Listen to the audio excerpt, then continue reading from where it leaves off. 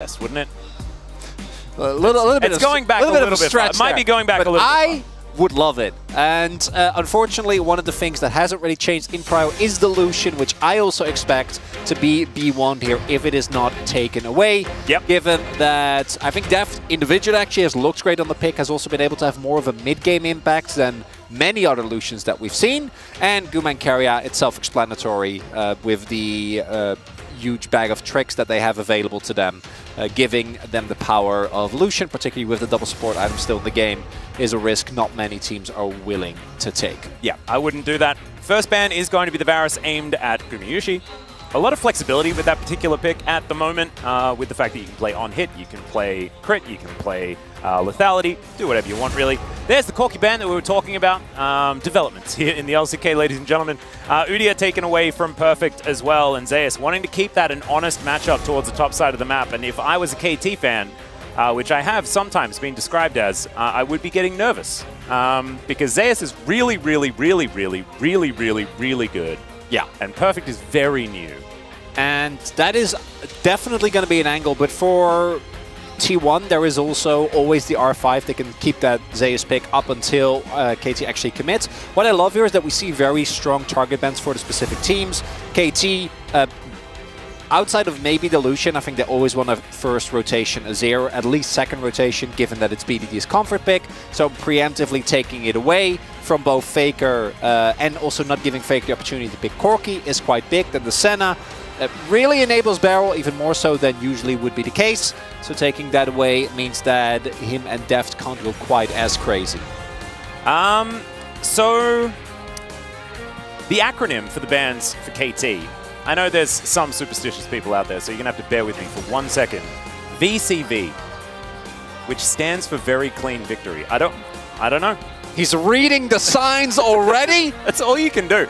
You can't actually analyze. It's KT, so I have to figure out a different way to do it. No, we absolutely can analyze it, and we should, Atlas. No. No? Okay. The Kalista is going to be locked in, though. This is definitely one of Deft's more famous picks, and will work out very well in the mid-game. We'll see what the T1 answer is going to be, because if it is just the 1-2 punch of the Rumble Azir, this is what they were kind of taken down by against Kwandong. KT. Looks like it might be the Orianna instead. Of course, has a better lane matchup into the Azir. They would like to play that. Does mean that they can only pick the Melio or the Lucian, and one of them will be banned. Yeah, I wouldn't be surprised if we see the Poppy come out here.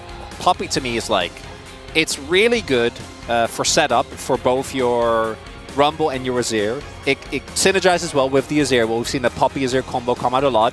It's one of Ona's best champions, and you're playing into Kalista. So yeah, Poppy on free here to me is an absolute smash hit. I wouldn't even mind if KT ends up picking it away here. Pioshik can play it. For all I care, you let Barrel play at support. I'm sure he's Kalista able Poppy to. works. That's a thing. BDD going to take his Talia, though, so they are going to leave support up in the air to allow a potential counter pick for Barrel, although difficult to get on the blue side. And they will allow Ona to pick his Poppy if he would like to.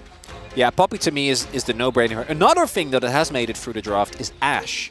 True. And Ashe is obviously insanely strong. Now, this is a really interesting pick because we have seen the meta shift away. Outside of some Xin Zhao, it's mostly been just Maokai, Sejuani. You know, we've seen a lot of Rel as well, which I actually think would be my my expected pick here, if not for the Poppy being as good as it is, because the setup that you give to your Rumble is amazing. But Owner obviously has an absolutely ludicrous win rate, is a really strong Lee Sin individually, and has already had... I lost count of how many team fight winning kicks. There is definitely a lot. I do think, though, that now for KT, there is the opportunity to throw a bit of a curveball. With this Kalista still being available, you could even end up going for something like a Kalista and an Ashe. Let's not forget that Barrel was the one who, way back in 2022, was the one who really pushed that. He has a skin. Yeah. On the Ashe. Well, yeah. I mean, he could have... I still think he should have gone for Heimer, but he knew where the money was. Yeah, no, that's not a financial decision that Barrel would make, okay? Smarter man than that. Only the best decisions from Barrel. Oh, yeah. Is it Aphelios or is it Melio? That is the question here for KT. Of course, Melio does hit a few more bases. But if it's not picked, then maybe you could play Emilio Callista there on the bottom side. Beryl has been decent at it. Xayah is instead going to be the takeaway here. As Gumayusi, I would expect he might end up on something like the Aphelios, but no, the Draven hovered for now. This would be a far more aggressive option. And man, this composition in the mid game looks absolutely terrifying. And there are two answers, right? To the Callista, you can either meet them where they're at their own level, which is what Guma is looking at here with this Draven. Pick that he, it's so good as well, because you remember what Bull did on Callista to Deft's Draven only 2 days prior to this? Oh, that could be salt in the wound, Chronicler. That still is the biggest plot twist for me. We don't have time to get into it, but...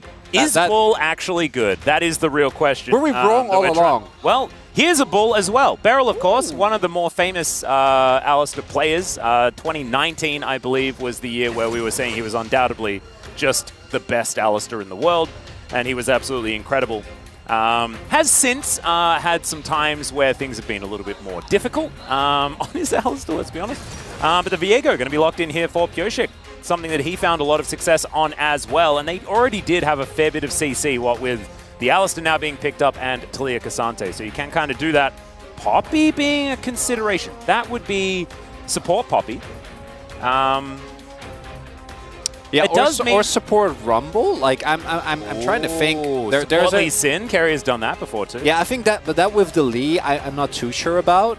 I really want to see what actually is going to end up happening. Oh, okay. So it was actually the Poppy, the bait and switch. Yeah, as you mentioned, or as we already mentioned, Poppy always going to be really good into the Callista. And I think the Nautilus, it allows you to have a guaranteed way to set up for the Draven. Do think that into Alistar specifically can be a little bit awkward because Alistar does have really solid disengage, but a surefire way to lock down either a Callista or Talia in mid to late game team fights and set up for Guma to then throw some access, I think is you're never going to be too sad about. And also T1 didn't really have any engage, and Nautilus definitely is a better option for that than the Poppy would have been. Yep, and I do really like when Beryl is on an all-in engage support like this and has Fate's Call. It's like he's on a leash, and having Beryl on a leash is sometimes very important. And also, being able to get into a position where he can play that extra level of aggressive and start off some of his crazy plays. I think the Alistar could really, really help out there. And having BDD on a roaming champion that he's very, very famous for when you're so reliant on bottom lane not going boom, that is pretty important. Yeah, but you can't let Draven run away with the game. And we'll see how the mid-game plays out. The one big advantage that I do think T1 has and that KT has to deal with is specifically that Lee. I think that Viego can do decently into Lee Sin, but Owner in particular has just been so consistent on this champion. I think for T1, they've played a comp like this a million times. Oh, absolutely. It's looking like their bread and butter. But KT, they picked a bunch of new stuff. See how it goes. We hop onto the rift.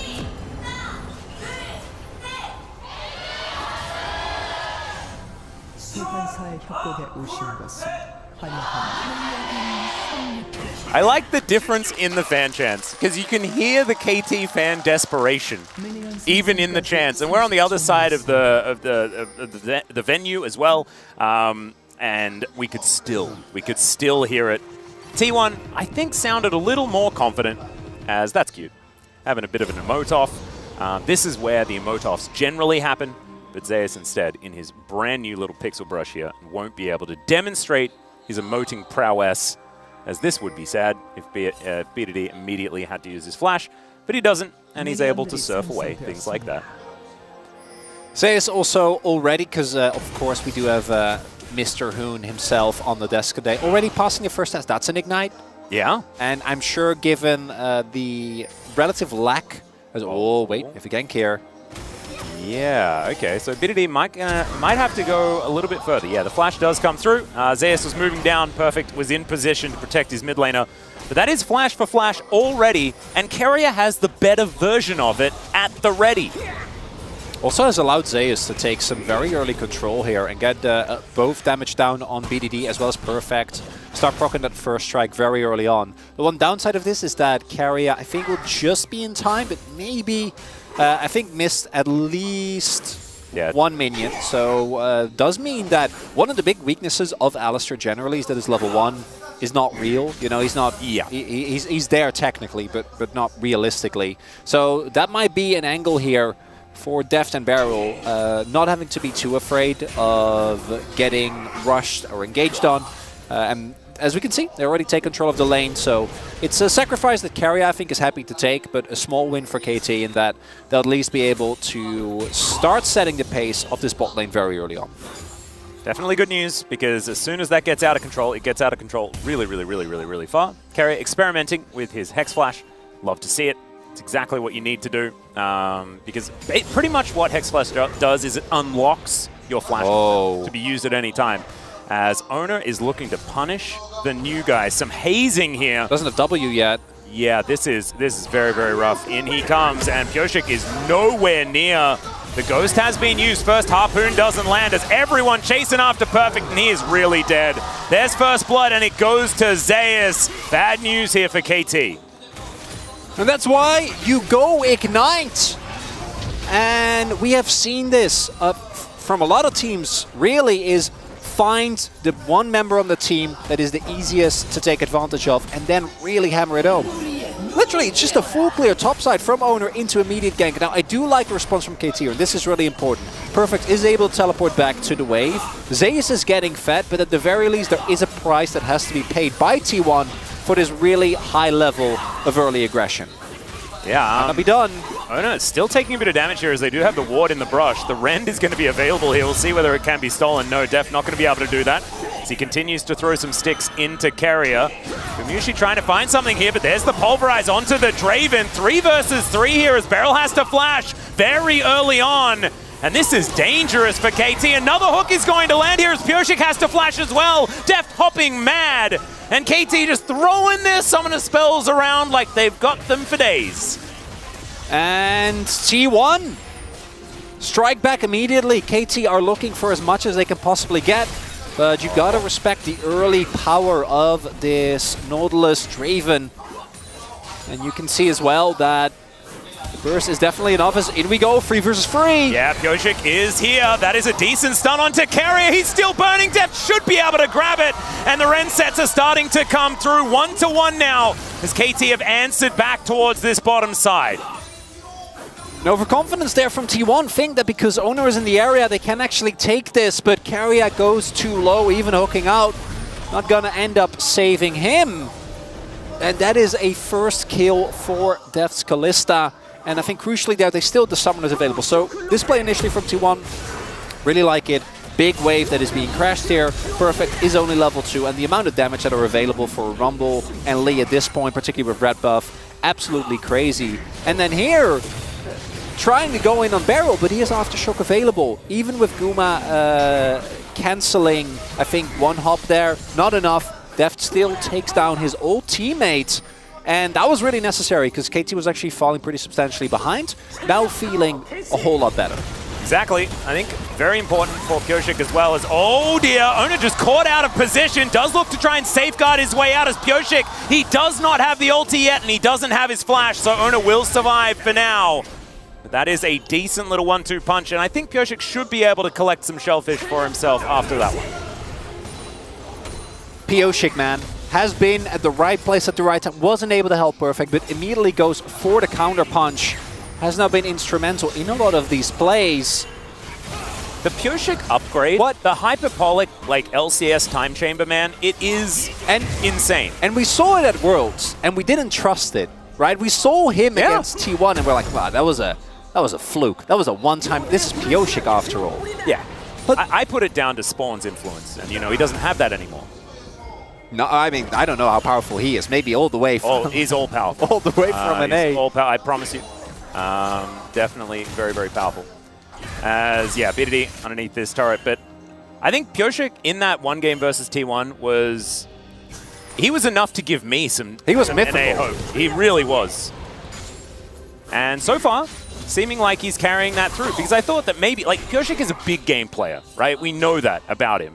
When he does have those big stakes, he plays to the crowd and he can make things happen. Here in the regular season, it's a slog, right? You have to be consistent. You have to continue going.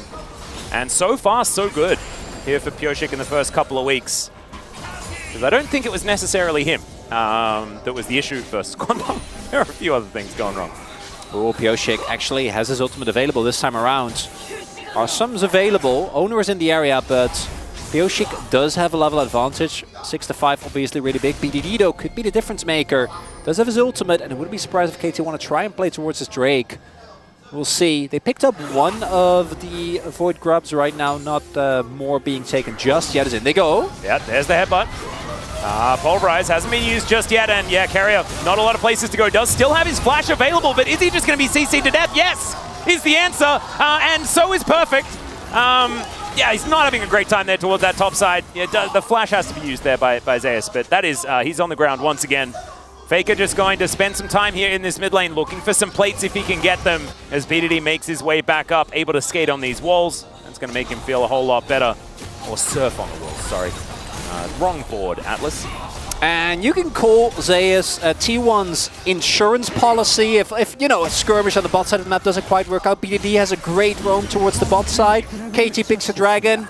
That's fine, because you are not diverting resources to the one Rumble that I think we have always seen deliver in like the last, I don't know how many months of League gameplay, and that is Zeus sitting on 20 CS lead. 2-0, looking to go Leandri's first, picked up early Sork Pen Boots as well as dive.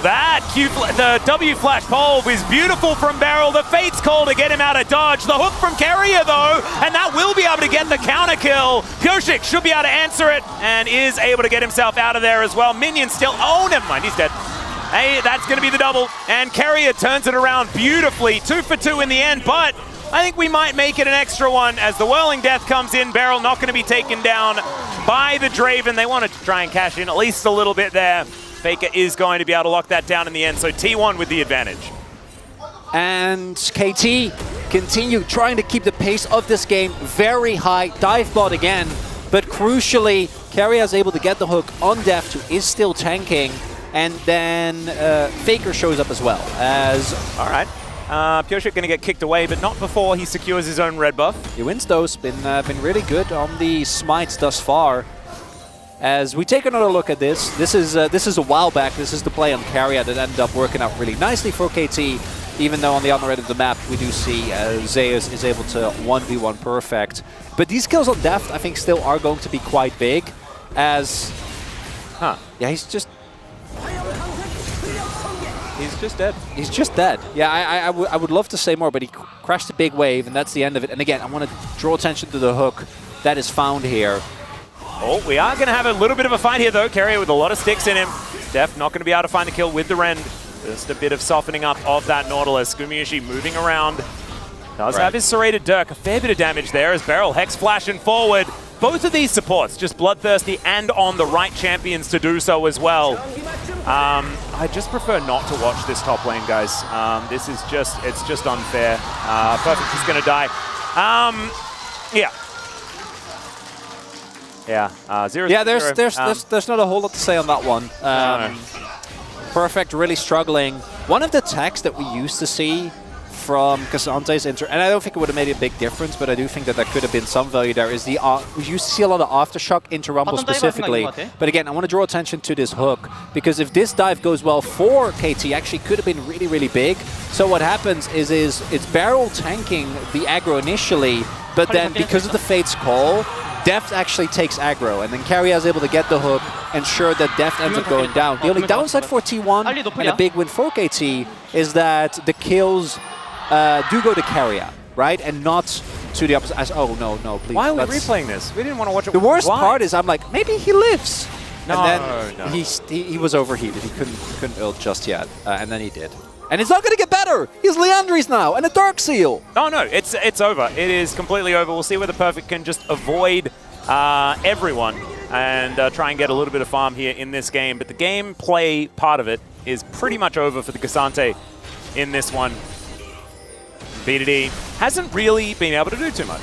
So far this game, him and Faker have been trading waves back and forth. Faker getting the most of it, as there was that one Weaver's Wall play that BDD was able to make. That did cost him some minions. And yeah, he got dove on level 2.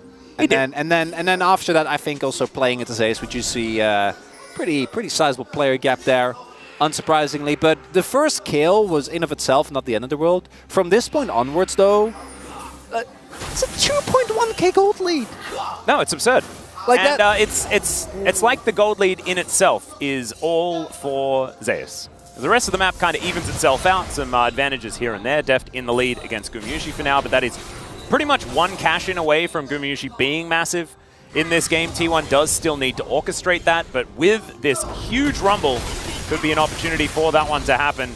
As Faker is going to get shoved back. Threaded volley working out here for BDD as well, as he continues to evaporate these minion waves. Has the opportunity to slink into Fog of War. Is important for this guy. Wants to be able to keep his influence high around this map as Perfect. Yeah, we can see just continuing to have a difficult time here in this top lane. Will find at least a few of these minions, but he is dipping further and further behind. The Rookern could not come soon enough. And this is also a conscious team call being made by KT, right? Where they're like, we need to keep down Guma and Keria. Pioshik has been spending his entire time just towards the bottom side of the map. Has led them to pick up an early Drake. But unfortunately, even with Deft picking up a pretty sizable lead, has not led to the bot lane being completely out of the game. As, yeah, the moment Zeus decides to join, you gotta let it go.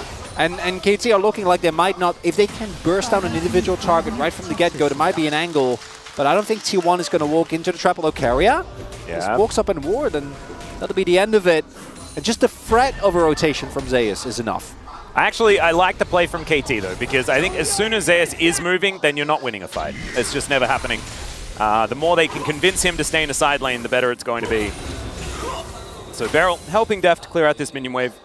Still has about a 30 CS lead himself. And that lead in the bottom lane is still there. It is still a thing. It's not as sizable as what Zeus has over Perfect. But it should still help KT keep themselves in it, at least for the next little while. But we've seen Kalista struggle to carry unless it's Bull. So we'll see whether Deft can do his best Bull impression and really close out this game with the Kalista. Words I never thought I'd hear is Perfect again. Oh dear. Well, Zeus is just going to let him live. He is a benevolent god, as it turns out. Very apt, as Deft will be able to, on the next wave, take down this turret. And the key thing for KT is that it's not over just yet. I do think they're really fighting an uphill battle. The amount of team fighting power that's going to come from Zeus is really going to make this quite hard. And for KT, I think it's going to have to rely on either Deft having a really big team fight. Outside of the Nautilus, there aren't that many ways to reliably lock down this Kalista. So if T1 overinvest onto another target and Deft is able to... wait, what happened? Yeah, Pioshik got that blue somehow. Oh. We were looking at Deft have a bit of a farm, and in the meantime, Pioshik just walked up and pressed a smite button, I guess. Nice. Good for him. There we go. Yeah, Pioshik smites. It's the little things. It's been great. You gotta cherish those. But that, I think, is for KT mainly what you're going to be looking towards. Or, and this is something where I think T1 hasn't really shown any signs of this yet, but we have seen them do in the past, is some classic over-aggression in side lanes. With the Taliyah, especially with level 2 on the ultimate available, able to rotate very quickly. When you have a Rumble this fed, is over-aggression in the side lane ever a thing that's really possible? Because I think that, like, you can kind of do whatever you want. I'm looking for angles here. All right, sorry. I didn't mean to cut you. The actual answer to your question is, if they don't literally 100-0 him, they will lose whatever fight and choose. Yes. And they might lose someone even in the best case scenario. Because one of the problems is that Zeus often uses his ult pretty well. He isn't one of the players that throws it into a different video game at the beginning of every team quite fight. Impressive when you think about it. Yeah, we have seen that actually occur more times than you would expect. Faker comes on over, bit of a parting shot there onto Pioshik as he slinks away. Finally, the Rookern has been put together here by Perfect. It's not going to mitigate too much here, but it should at least help him not die instantly. He'll be pretty tanky. You know, he's up against double AP and then a Lee Sin that isn't really going to be looking to target him, and then a Draven that is behind. So there you go. It could be worse. True. Hey, that's what we could do. We just do the could be worses. Well, it's... yeah. The main issue is just you need to find a way to deal with the Rumble reliably, and I find it hard. to see a way in which Zeus doesn't toast you before you get the opportunity to do so. These type of traps, though, could be something. Yoshik is on his way. Yeah, there's a seismic shove. Now on cooldown, Faker not going to do anything aggressive, moving back towards his turret, and oh dear. Be big. This could be the catch. As another seismic shove could be available. He is going to not. He's not there. He's not there anymore. A little bit late, but very, very close. Hey, they didn't CP Yoshik, so that's nice at least. Yeah. No information being given in that regard, but not able to actually get the pick on Faker. Really a pick on any out of Zeus, Faker, or Carrier would be good. Pick up those shutdowns. Yep. Zeus, of course, the best one on that front. 500 extra gold. Feeling pretty good. He has a Shadow Flame now as well. That's very scary Rumble. Extraordinarily scary Rumble. BDD has his Seraphs complete. Let's see where else he goes with this build so far with a fair bit of mana. Has that extra shield as well. And Deft, kind of the star of the show here for KT. Wanting to see whether he can be the one to carry this.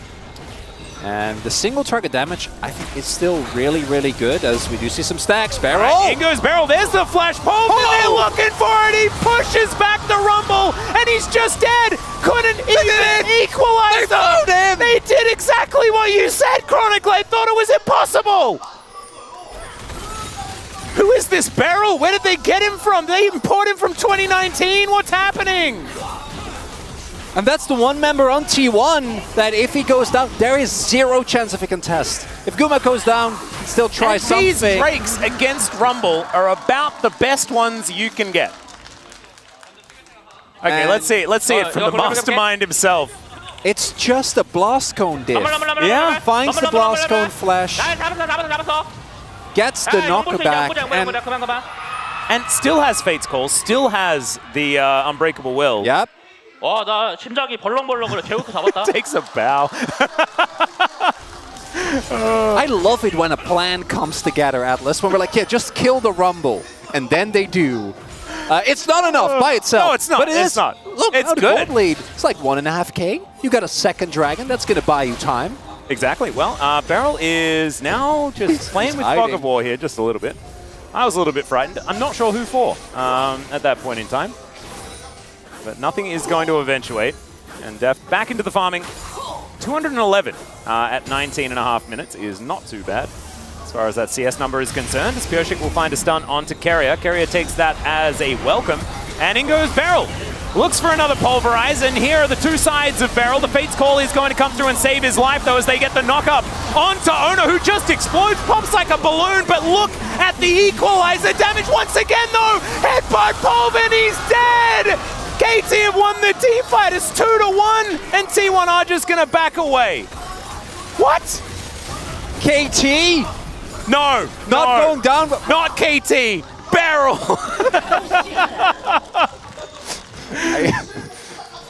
But no, yes, KT. It's yes, KT. So, yeah. Starts off looking a little bit risky with Barrel going in very aggressively, trying to play around with the vision very nicely, using the new map architecture. But to me, the big difference maker there was that flick that BDD was able to get back on Zeus. So initially, Pioshik not wanting to take any risks, really good buffer there. Barrel goes in, and this looks disjointed. But then you see BDD actually forces Faker's flash, and then Owner goes just a little bit too deep. And T1 feels like it's free. We have the equalizer, but they're actually able to get off of that. And Zeus steps too far forward, doesn't have his flash, or actually flashes at the end of that play, rather, still ends up going down even with that. And now the gold 1K at 20 more minutes. This is exactly the telecom war we wanted, and I was beginning not to believe. We were getting worried. I didn't think that it was going to be quite as competitive as we may have initially tried to sell it as. It still might not be, Atlas. We don't know. Precisely. However, I think it's done enough. It's done enough. It's game right? like already. If someone just wins a team fight and it snowballs out of control from here, fine with it. Absolutely fine with it. Stamping game one. Stamp of approval. Stamp Absolutely. game one. 300 Blue Blades really occurring here for Gumushi, to coin Papa Smithy's phrase that Teddy suffered from quite a few times when he was on Jin Air all those years ago. He's wanting to cash those in as soon as possible, needs to find a bank. Not sure who will provide one of those. As They don't okay, know. this is sneaky. That's a classic. Yeah, let's see what they can do here, though, as Faker over the wall. Getting a lot of damage down. Perfect will be able to poke his nose in. Does see that they've started it. Pyosik in the area. And he has got a really good smite button today. T1 do not want to risk it, but I love the attempt. Just test it. Test the theory. Keep them on their toes. Make sure that they don't get too comfortable.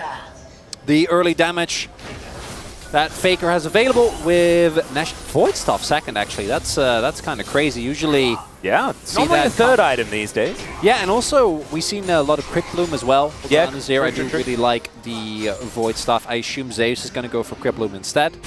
But KT, they've dealt with T1 before, particularly, obviously. I mean, I say particularly. It's really anyone but perfect. BDD has plenty of experience playing against T1. And especially in spring as well. I mean, T1 are the kings of spring, right? The last 2 years, they have absolutely dominated. They've had BDD's Gen G was the spring team. Yeah, just to put in perspective, I think they've had one match loss.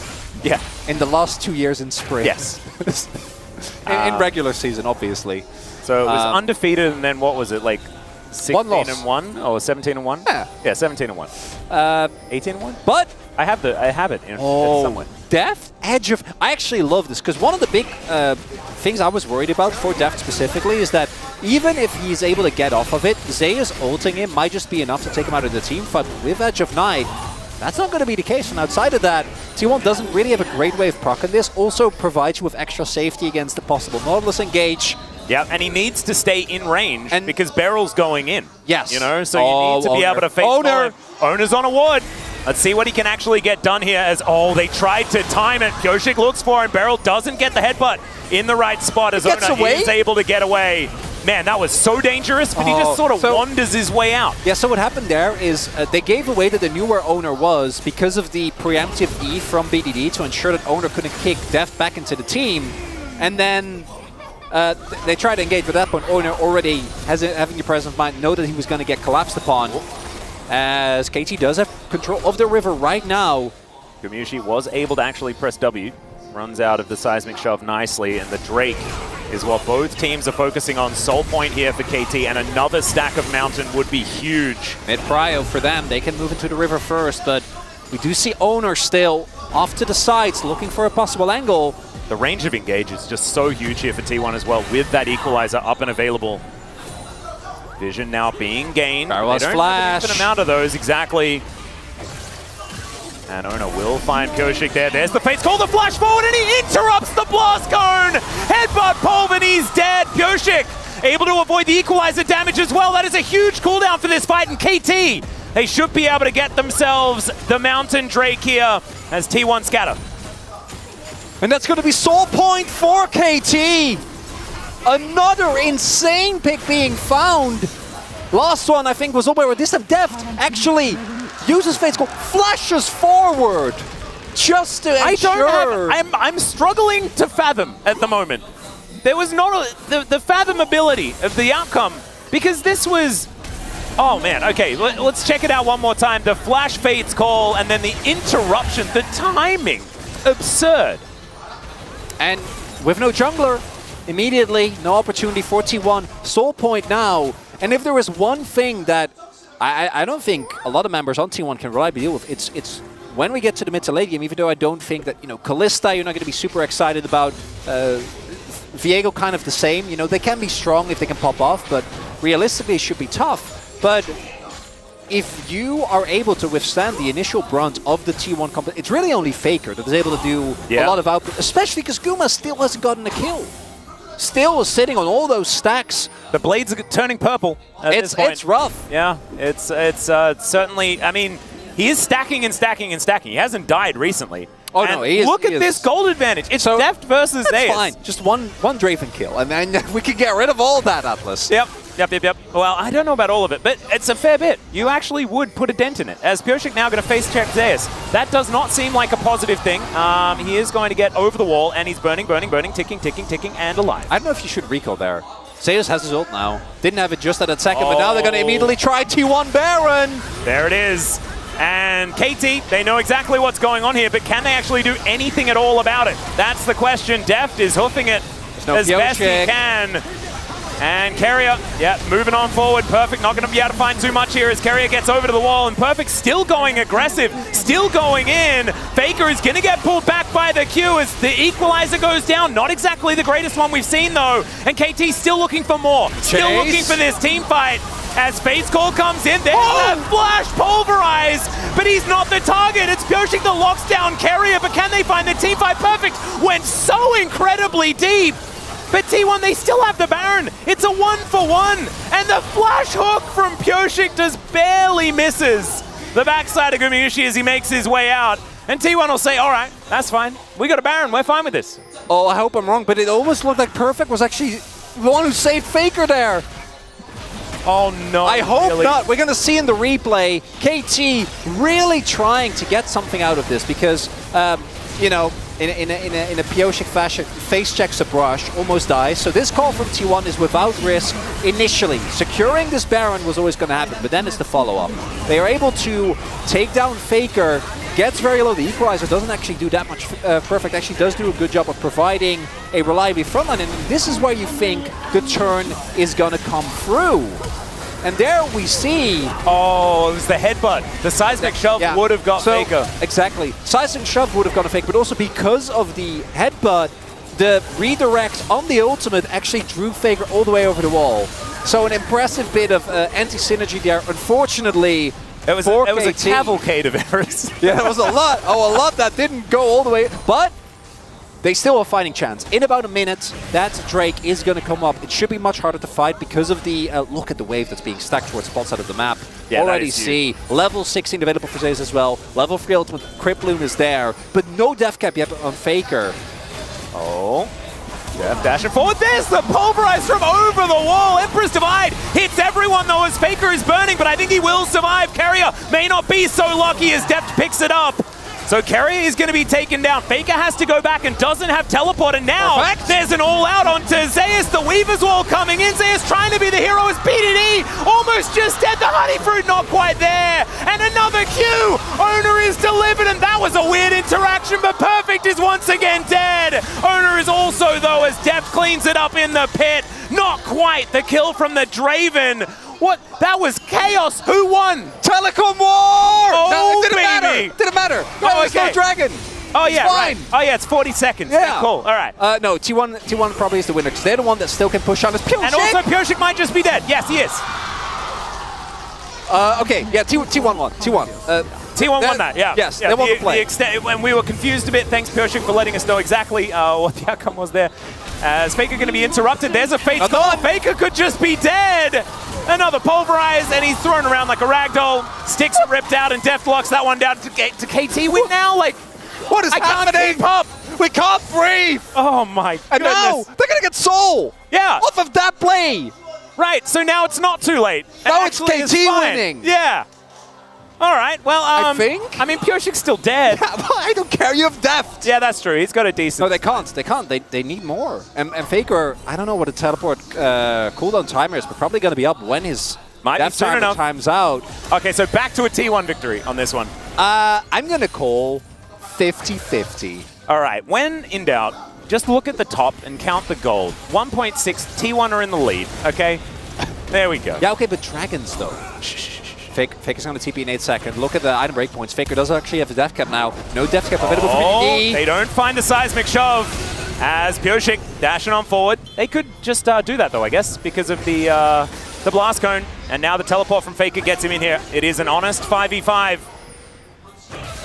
As Deft is in that mid lane, trying to clear things out. Vision now down. The prio found. Carrier is on the ward right now. Oh, this is dangerous. Deft can... He doesn't have Fate's Call, so never mind. Not going to be able to make that one work. They want to stack up this rend as much as possible. The Rage Blade also there. And the sticks are just increasing. It should be Mountain Soul. Yeah, the Weaver's Wall comes in. Can Owner do something heroic? And the answer is no. There's Mountain Soul. Carrier also potentially in trouble as Owner doesn't quite find the Sonic Wave. And KT just wanting to get out with their prize, and they will be allowed to do so. And that's going to be the Mountain Soul. I'm going to have a heart attack this series. Yeah, no, I think I might. This is game 1, Atlas. Yeah. After this, I'm sure BDD also going to have his death cap done as well. And this is where, the Void Staff for Faker, he's going to feel great about this. Gumisha also has his Lord Dumbs already, so at least they have a decent amount of items in place. Black Cleaver, Crypt Bloom, so there's a decent amount of armor reduction or magic penetration available here for T1. I don't know if that's going to be enough. Does this give, like, Perfect the complete getting obliterated by run? Like, if they win this, if KT managed to win this, is this 2 games where he's gone like 0-5 and 1? Because Kingen did like the same thing. It might be. I mean, it's true. If they do win this, that is the case. Has he lost to a Rumble yet? I believe. Yeah, they did. They did against Kwando. Yeah. Yeah, Dudu was able to do it. Got him. And still, T1 has a gold lead. But I do think that they are actually behind when it comes Mountain Soul value's pretty high. That's the point, especially with 3 Mountain Souls. But at this point, it's just going to come down to who finds the angle. For T1, their most reliable teamfight carry at this point is going to be Faker. Guma, even without any cash-ins, he's sitting at 3 items, but compared to Deft, who's at 4.5, he's still not going to be feeling great. Guma doesn't even have the money to finish his boots. This is a sad portrait. Yeah. He still has a 250 gold bounty on his head. And just dinged level 16 as well, but... Goshik once again, aggressive position. It's scary, because he has been punished multiple times. Not happening this time, though. It's Baron up and available. KT doing their homework. As Owner gives away his position. And Perfect is much tankier now. And this is the thing. Like, you can put a tank down, but the longer a game goes, the more he's just kind of okay with being a punching bag. And he's putting items together. He's trying to do it. He's getting there. Beryl.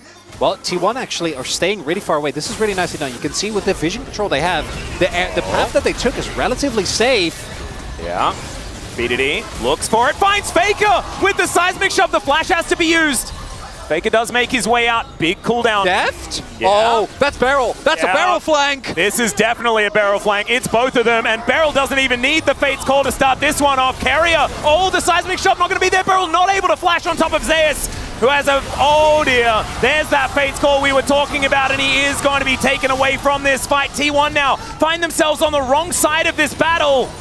And the Equalizer now on cooldown. He's not in there. Ono looks for the kick, but where's the follow-up? The Empress Divide's kind of massive, but Def able to take down Faker, and now it is just an seismic shove onto 2, and KT might find it. The cash-in, it comes in, but it comes too late. And KT with 4 up and available, they're looking for the end. And the first game of the Telecom War delivers, Atlas! Oh my god, man! And I feel like we were saying it all week that this was the outcome, but it's honestly not how I was feeling moving in. There will be justice for it this time. There will be. It better be a 12 out of 12, otherwise it's not justice to me, Chronicler.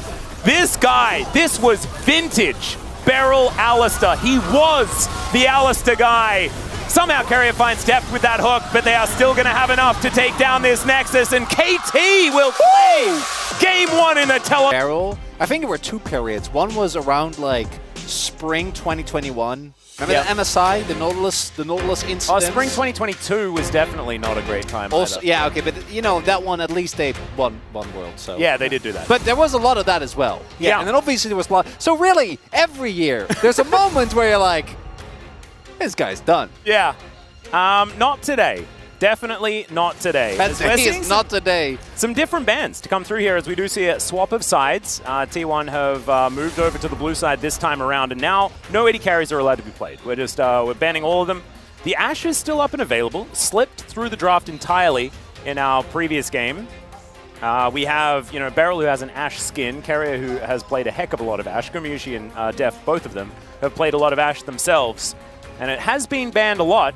It did lose 1 game here in the LCK outside of its, trip to the ban list most of the time. And I love this. So I think BDD, absolute unsung hero. I think Beryl 100% deserved the POG by a country mile. But BDD was so good a lot of on those the Talia. You are right. A couple of really big... Z, the one with the pebbles. on the Oh, ground. yeah, the rocks. Yeah, there you go. I play a lot of Talia. I don't know why I'm blanking on this. I've never actually called Unraveled Earth. Is There what you it's go. called, but I never call it that. Add a couple of great Unraveled Earths as well, and I would. Oh, I was actually going to say I would expect that they one-upped into the more obvious one, which is pick up the Azir. But this is a very clear signal of something we've seen Gen G say as well, which is that in the Corki Azir matchup, doesn't matter who you're playing against, because BDD obviously is one of our best Azirs. It's hard on any given day. I feel like there's, between Fake or BDD, they can all make the claim. But right now, Corki's the guy. Corki is the Yordle that haunts everyone's dreams, and picking Xayah into it generally does not bode well. No, I'm feeling like that could be a negative, as the Vi is going to be locked away here by Pyosik. Does give them some hard engage to try and counteract the Corki, but not if he has package. And we're just sticking with the range. The Jinx is going to be locked in here for Gumayusi. We know that this works very, very well. Into the Xayah, added protection with the Tahm Kench as well. And Rakan, pretty obvious to have those the Lover's Duo there towards the bottom side. Could be an opportunity to grab a Renata too, in theory.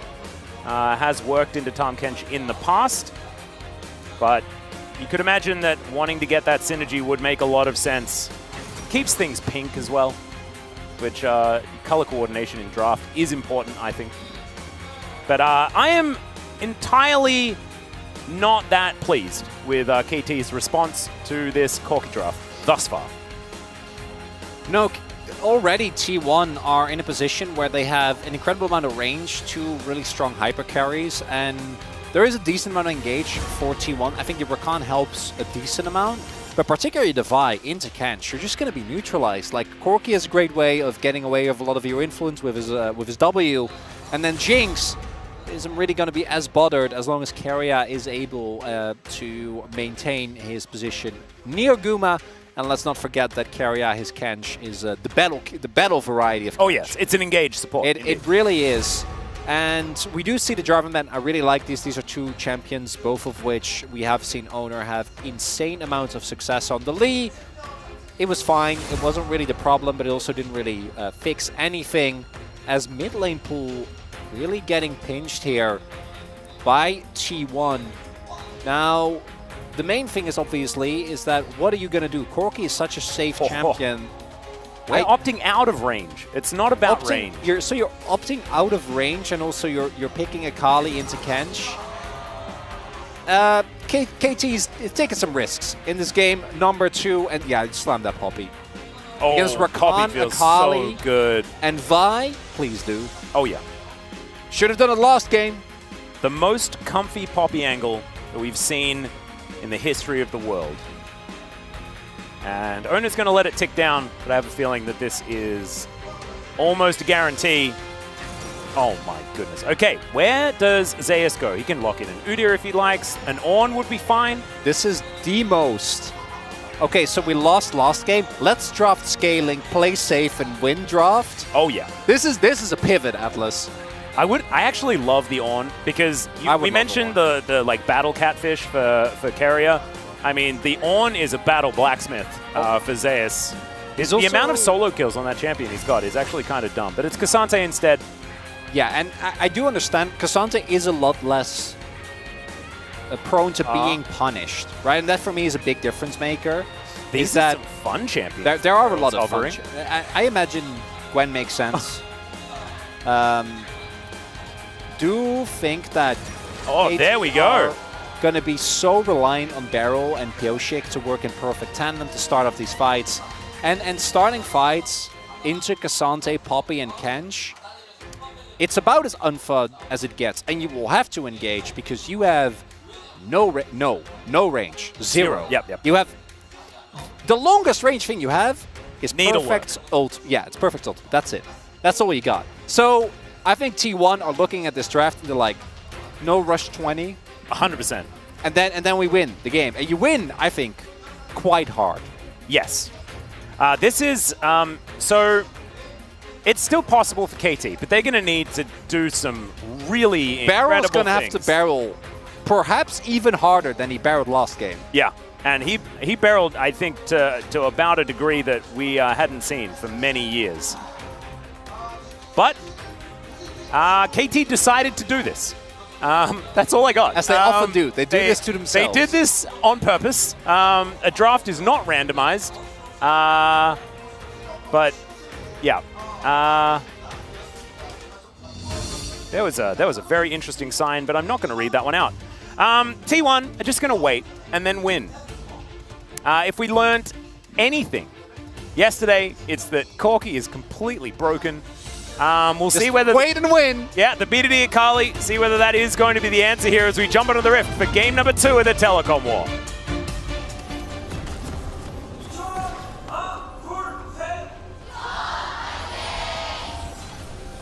소환사의 협곡에 오신 것을 환영합니다.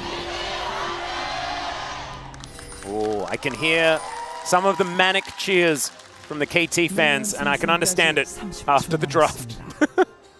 Because this is looking... Yeah, it's... when you have a look... Like, often we do adjudicate based on range, based on what a teamfight is going to look like in the later stages of the game. This could, like... Because you can't do the same thing in solo queue, right? You can look at drafts in solo queue and think, oh yeah, this is going to do this, and this is going to do that. Most of the time, it doesn't matter at all. Because a champion gets fed, champion doesn't get fed. People do their jobs, they don't, and it doesn't quite work out that way. But T1 are a well-oiled machine. They've been around for a very long time with exactly this roster, and I have a feeling that they can. Just bide their time. Owner will be able to stop KT, most of the players, from doing anything that they want to do. There's a lot of dashes. And then they sit back and Faker delivers rockets and packages and stuff like that. And then it's over. I can't help but feel like that is going to be the outcome here, and we're just going to have to see whether KT can perform a miracle. 3 of these players pretty good at miracles, as we remember back a couple of years ago. But they're not the defending champions anymore. It's in fact T1 that are in those shoes.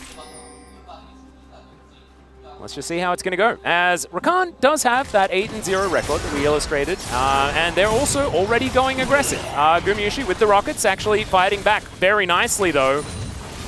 And the aggression will be thwarted. It's actually going to be used by T1, but not by KT. Yeah, so a favorable summoner trade, but I do think Karya and Guma will have prior over the wave, although Barrel does seem to be hellbent on contesting. Level 2 is about to get hit, guys. I'd be a little bit careful. Yeah, Karya is not stacking. One more minion, and now we see KT back off. Yep. Should be able to grab that melee minion. Deft gives them the good old thumbs up.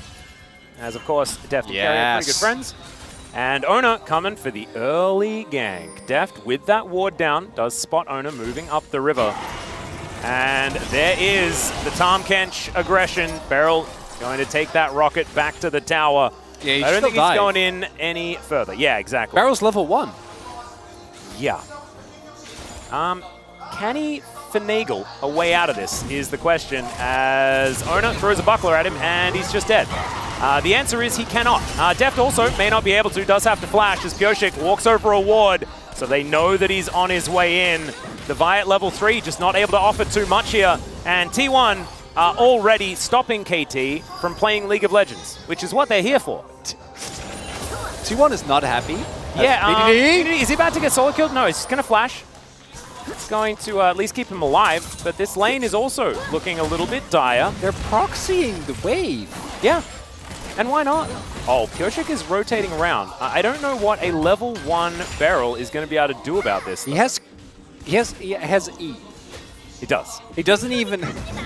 Pyoshik is soaking the... oh my goodness, Faker wants in on this. Teleport towards the bottom lane here from BDD as well. I have no idea.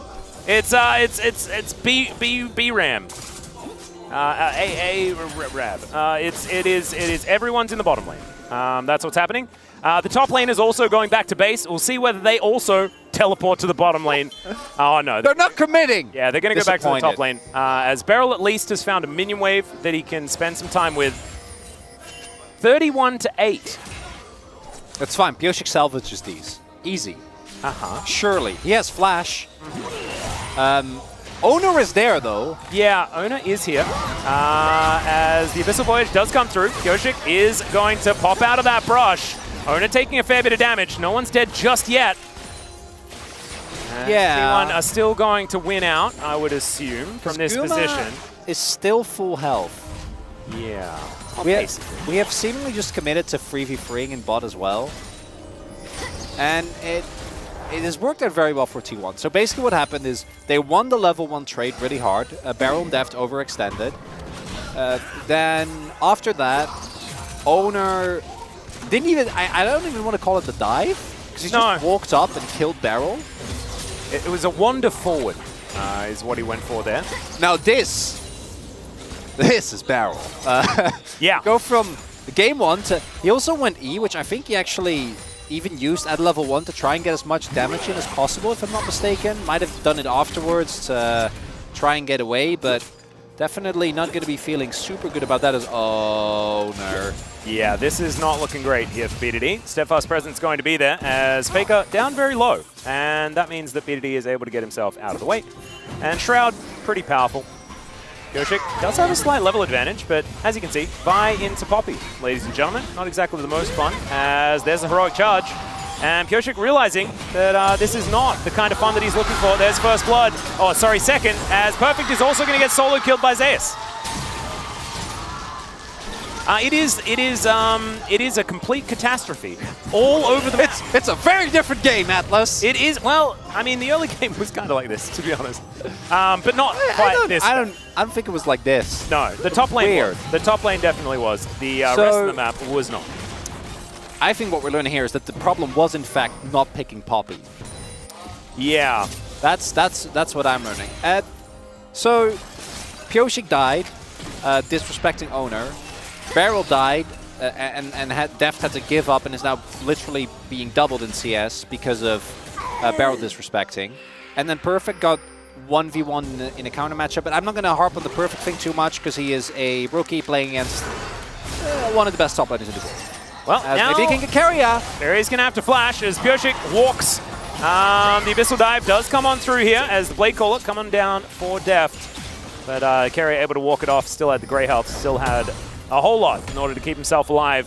So another visit to the bottom lane is going to go unsuccessful here for Pyosik as we have a look at this one more time.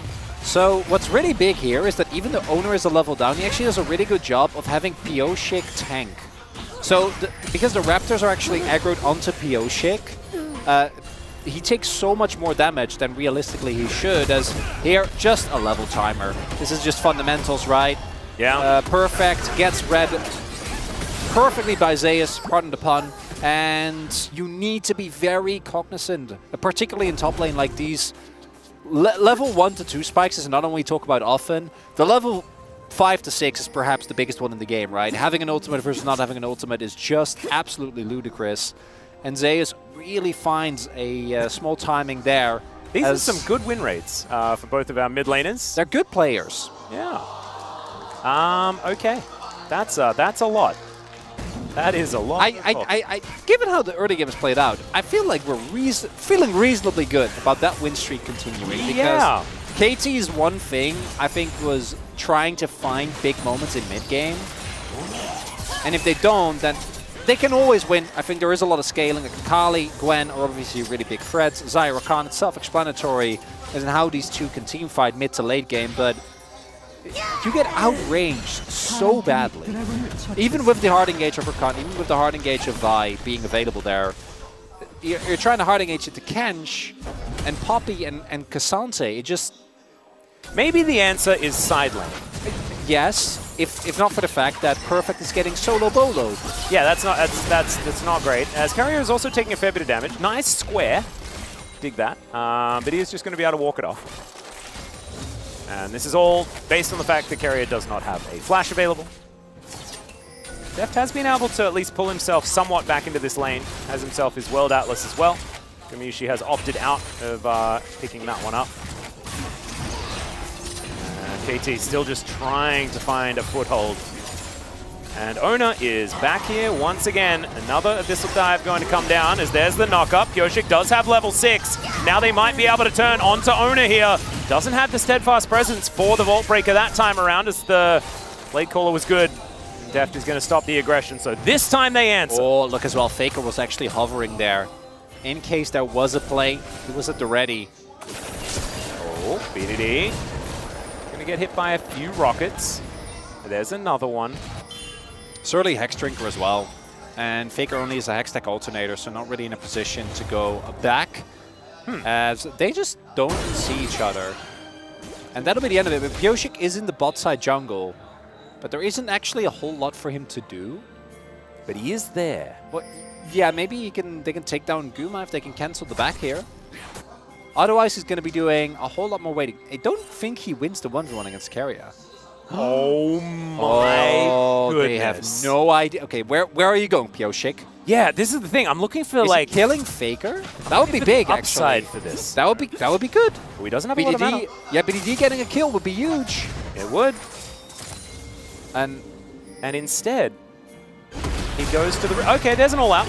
Perfect, looking to try and dash his way out of this one. He has the needlework. He's trying to dodge. Oh! Is it going to be the return? It's not. Zeus is going to get another solo as Ona finds some knockups here. Deft with that Featherstorm getting into the sky. The quickness is good, though, and Ona should be going down, but no, the Devourer is going to be there. Ona is spat out. He's got the huge shield. Is now BDD. Perfect execution, but into the back line. That's a kill for Gumayushi. He's been waiting for the entirety of game one, and now this one. Super Mega Death Rocket sails by, though. And Beryl, he will live for at least a couple more seconds. And Carrier gets over that wall. Can he survive is the question. perfect STP, doesn't want to commit, doesn't look like it. Yeah, BDD into the Shroud, doesn't get the backflip. And so Gumayushi will survive for the moment. Beryl is trying to battle dance his way around. They're alive for the moment as these rockets are flying in, but BDD just going to be taken down. It's a double in the end for Gumayushi, sort of an extended triple as he's now on that killing spree. And while the top half of the map feels very reminiscent of game number one, in the bot side this time around, T1 is able to generate a large lead for Gumayushi's Jinx. 3-0 now, as, again, take a look here, Zeus doesn't miss with these Qs. He does not. Sets up perfect, and he almost turns it around as well. If the solo kill hadn't happened, maybe would have had enough damage, but yeah, not going to be enough. Sometimes he just has too many buttons, does good old Cassante, and this was crazy. And it looks like Ona overstepped. So much damage goes down into this Poppy, who then gets saved by Carrier. And look at Guma, how much autoing he's actually able to do here. And then Faker, teleport actually really big, is able to make sure that Beryl also doesn't get to escape. And then this is just very leisurely played out, right? If BDD hits that E, maybe they kill Guma on the back end of it. So I think the flash investment makes sense, but Guma finds a sidestep, and then at this point, Carrier can just take the aggro. Very, very smooth. And Faker, I will need to get some translation as to what he actually said, but probably feeling a whole lot better in this particular game. Perfect finds himself under the turret once again, and Zeus with full health is very scary. Def not going to get hit by that one. Good knock up there onto Carrier, who's taking a little bit of damage. And Ona and Pioshik, once again, back in position where they live in this bottom lane. 3v3 ensuing. Some more plates, still a minute left before they fall down. Gumayushi not going to opt in for it. And KT licking their wounds as best they can. In the end, it is a 4,000 gold lead for T1 in this early game. We mentioned that they also have the advantage in the late game. And so the story does not really have that much improvement as we get further into it for KT. But T1, they should be able to just cruise on forward. And Corki can be now played with all of his buttons as well, as now looking for Faker here is Pioshik. Does find the cease and desist, as Ona says no. He would prefer it if they just left. BDD wanting to get this kill off on the back end as in goes Beryl. Doesn't quite get the quickness onto Faker, who just walks. He just gets himself out. Ona not going to be so lucky as BDD, oh, the gleaming quill heal is going to come on through, able to block out there as well as the tongue lash comes in. Good Vault Breaker as now Carrier's moving away and BDD aggressively moving forward. I thought maybe he'd just take another casual turret shot just because he could. Gumayushi should be able to grab this turret at the same time. Def not going to be able to do too much to stop it. And the investment that it made pays off a little bit. They're not able to kill Faker, but they are able to at least get something. But they pay for it very heavily because Guma, they're going to contest. Teleport coming in. Yeah, Faker teleporting forward. Doesn't have the package, is now Carrier looking for the opportunity. That's Faker that takes the Cloud Drake. Not sure how that one happened, but it happened. And now Deft is just running for the hills. There is the Feather Storm, but Gumayusi still looking for more. BDD might be able to find him. Pyosik is dying here in the jungle, up on the back end. That is Faker collecting that kill. BDD is now walking around and things like that, and there is an alive Gumayusi. So something happened. Gumayusi lived in the end as Zeus doesn't take damage. And Perfect is really wondering how this champion is allowed to be this incredibly fed. And the turret going to be taken down here. Zeus is just, he's too good in this particular game. Yeah, coming into this match, I don't think any of it has any misconceptions about the match. That movement from Faker there. And also, if Pyosik hits that, actually, they 100% kill it, right? I think so too, yeah. And I think Pyosik did have his flash. Maybe Flash Q could have been the difference maker there. Because without that Q hitting, you don't actually have the damage to take down Faker, and so much more has to be invested. And on the flip side here, getting this Drake wouldn't have really changed the outcome of the game. 2 health. Pyosik smites at 902. Oh dear. He's just like, I'm dead anyway. And then so starts off the red button. he's like, yeah, it's... I'm a glass half full kind of guy, Atlas, but in this case, I think the glass is empty if you're a KT fan. I don't... Okay, BDD is 2-1. That's something. There we go. Owner is a bit late on the steadfast presence there as well. There's a positive for KT. They're looking to try and defend. Of course, this is a position that Zayas actually do perform relatively well in as a defensive champion. But when Beryl just gets eviscerated by a couple of buttons, you're thinking to yourself, why did we opt in for this? How did we end up here? Yeah. Why did we? What were the decisions that led us to this moment? And there are a few of them. Zeus is also absolutely massive, as we can see here. Carrier going to get engaged on one more time. He is pretty tanky, but there is Beryl. They are able to take down the Tahm Kench. And Perfect finds himself into that backline, so no real answer here as BDD has a flank angle as well. Perfect diving forward. My God, Gumayusi's going to be taken down. And now BDD, the perfect execution. He doesn't get the shuriken, but still, he's able to chase after the pop of the ignite. It's ticking, and Beryl's able to lock it down, but the extension is so large. Zeus almost able to just clean it up, but it snip goes Perfect. And the Gwen will still be able to find the kill. And KT somehow find an advantageous team fight. Farming shutdowns. That's what KT's doing. There you go. It doesn't equalize the goal, but it makes it a little bit better. Carrier gets caught. The one member that can't overextend on this team is him. And then we see them over it and BDD. This teleport, absolutely huge, because it forces T1 into a fight that they don't really want to take. Perfect actually doing a really good job with his needles there, taking Guma down low right from the get-go. And in a straight up front to back, I don't think KT's ever winning. But if you have this messy a fight with one of the biggest tools for keeping your backline safe, dying right from the get-go, that's KT territory, baby. And they capitalize as much as the situation allows them. It's not enough, but my man Perfect, you know, he did some damage. He's pummeled in lane. There's going to be a lot that the coaches are going to have to say about that one, but he's trying his best. Indeed. It's something, Atlas. I mean, if they're able to make a positive play happen in a game like this, where the early game went the way it did and the draft also happened, I'm going to say that it's mostly positive things, I would be saying. But let's see whether they can string a few of those together, because it can't stop here. As Pyosik, he's going in. Cease and desist down onto Gumayusi, but maybe that's what needed to happen for Pyosik, as Gumayusi's bullet follows him all the way forward. And now they are in the shooting rounds. BDD, does he have the perfect execution to try and lock this one down? Zeus is all the way underneath an inhibitor turret. He goes all out, but Perfect is kind of okay with it. BDD is real dead though, and Gumayusi, he is now tidying up as the triple kill comes in, and Zeus is still alive. He went for a journey amongst as many inhibitor turrets as he could find, and it's a clean ace. Is it just the game? Oh, Pyosik is already alive again. Oh, it's 19 minutes. Yeah, maybe the death timers aren't quite long enough. It's an 8,000 gold lead though, and whether the game ends right now, I think it's already over. So do we stamp this one? That's my question. Stamp it with what? Well, we have the stamp of approval in game one. Oh, approval of what? That's up to you, Atlas. You're the one with the stamp. Oh, right. If it's the shellacking stamp, we're giving it that one. I think that one. So it's that's Jake Spawn Tiberia approved, 100%. But I don't know what this stamp is. Maybe it's the stamp of Gumayushi just getting into an enemy base at pre-20 minutes and killing 3 people. Zeus is just... And Zeus doing whatever this is. Yeah. 2 turns. And we by himself. Guma's flashing over a wall. And in the last situation as well, like we didn't see what happened to Perfect here, but like Zeus just doesn't take damage. He did in the last little engage because there was a there was almost a Baron attempt, but it doesn't happen.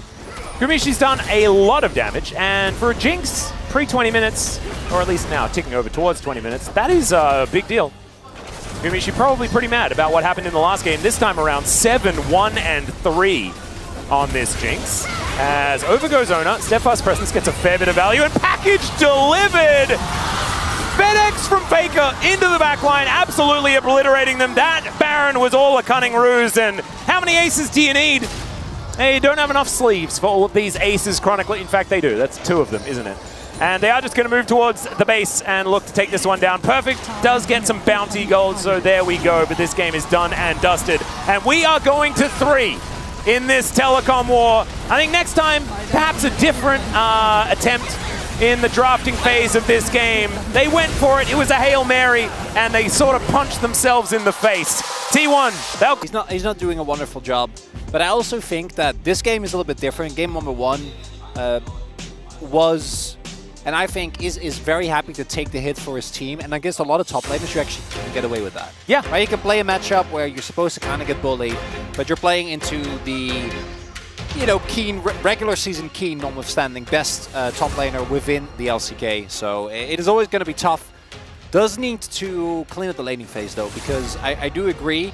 It's funny that he got solo killed twice, and still Zeus was like the least likely POG angle, just because it didn't actually end up mattering that much. I think maybe he was 4th. I think Carrier might have... He whoopsied a few of the engages. Yeah, he had like some fluff. But the Devour was really good, though. He had some good Devours, and like it was just a T1 team effort, really, as the Corki will this time get banned away. Understand that they don't really want to just blind that.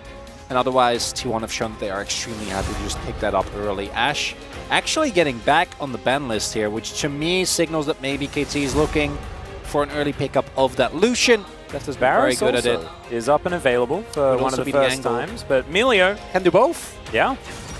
Melio first pick, something we were calling for all yesterday with the Lucian first picks running amok, something that we don't necessarily like. This also is a bit of a step away from what Beryl has been doing in the last 2 games, which has been engaged duty. See who's going to be on that for this next game. As Lucian, Nami could be the answer. We've seen that many, many times. The Aphelios Melio, I believe, lost into the matchup for the very first time yesterday. But it was 4-0. And Nami is the expected next champion to be locked in. Probably on 3rd rotation here, but in 2nd rotation, or rather 2nd pick, Orianna makes a ton of sense. Orianna's biggest difference into the Azir, which is the obvious counter pick, is that her early laning phase is extremely oppressive for Azir. So while you in theory are able to skill very nicely alongside her, in practice we often see that teams bleed a lot of money. Now this is BDD, so I would not be surprised if he says, I don't care, I will pick my pigeon. Yes. Syndra is another pick that we have seen come up a little bit, but not going to be the case. It is just going to be BDD going back to his, by a large margin, most played. And KT, good pivot. I think they have the right call after what was a it feels like unnecessary risks taken in draft. I would say so. Although the Corki just being available to be picked is that part a large problem. Yeah, but I do think that one is a little bit more excusable. Am I being affected by yesterday too much? Maybe. And I had bad dreams. Yeah, I mean, I'm happy Corki's banned. Let me put it that way. But I do think that part, I'm like, okay, but then the Xayah immediate follow-up and then Vi into... there was a lot. The Akali, I don't want to get into it again, but Yeah. we saw what happened. We saw what it led to. It was a negative experience on Summoner's Rift. We're going to have a final band come through here. The Udyr taken away from Perfect. Not going to be able to default back to that one. He could try to go for a Cassante if he wants to. He has been defaulting to that quite a lot. I imagine that you could even counterpick for jungle if you would like to on T1 side and just blind the Cassante. We saw even with Perfect having the opportunity to counterpick it, it did not work out even a little bit. So a lot of options as the Jax is going to be taken away as well. One final ban, possibly aimed against Owner once more. Yeah, it looks like a R4 Cassante here. It doesn't really give anything away.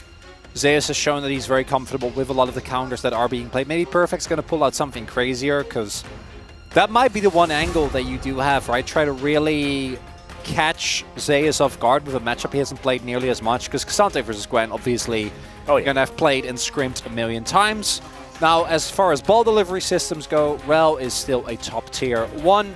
We do see the Nocturne and Jarvan both being banned away, and it is going to be the counter pick still for Zeus. As Owner says, I will just pick Rel again, I guess. It is not fun, but I am extremely strong at this champion. And now, I'll make it work. Optimally, I would be saying Xin Zhao Rumble is just so good here. That's where my brain would go immediately. I wouldn't mind that. But I don't know about the perfect Rumble situation. So giving him something that's a little bit more comfortable here. The Cassante, most notably, something that he does like to default to. I think, yeah, Rammus is pretty obvious. Weren't you thinking that as well? No-brainer, really. Yeah. Viego is a pick that Pioshik has already pulled out in the series as well. I imagine he's going to go to something with a decent amount of early agency, because otherwise this comp is really relying on hitting like a mid-game. Xin Zhao would be great as well. You already mentioned it. I think Xin Zhao with a Milio is always going to feel great. It's a nice aggressive pick that can get you through some of these more dangerous early games. And actually think that with the Jax ban, there would have been maybe some... Oh, God. Okay. Yeah, that's not going to be a fun time for Perfect. It already has not been, but it's about to be even less fun. T1, evergreen comp. We've seen them play this comp like a million times. That Aatrox lock-in hit like a punch in the gut. It really did. You know, often Cassantes can have an okay time into the Aatrox, but we've seen what Zeus can do when he smells blood in the water, when he is on a champion like this. Perfect really could be in for it here. We'll see whether Pioshik is going to try and help him out, or whether he is once again going to be left on that island trying to do his very best to just survive. I think T1 have a very well-rounded composition, spikes very hard in that mid-game, and then allows you to control later-game teamfights utilizing the shockwaves with the added CC that they can layer on top of each other. Nice-looking composition. This time around, though, it is not a clear-cut draft win. It's playable. It is absolutely playable, except in the top lane. Nothing to do with the matchup. We don't talk about top lane. But outside of that, you have, I think, a lot more power in your composition. You're actually really well able to absorb the blow that comes in. The composition of T1 is very short range, but dealing with the mid game is going to be the tough part. If you can get to mid to late with this, and Deft can stay alive in these fights, a lot of damage being soaked by Pioshik and Perfect, there's an angle, but T1 with these type of aggressive mid game comps, I'd be worried. Absolutely, and the Owner and Faker 1-2 punch is going to be difficult to deal with. Let's jump onto the Rift here for game number 3 of the Telecom War. 소환사의 협곡에 오신 것을 환영합니다.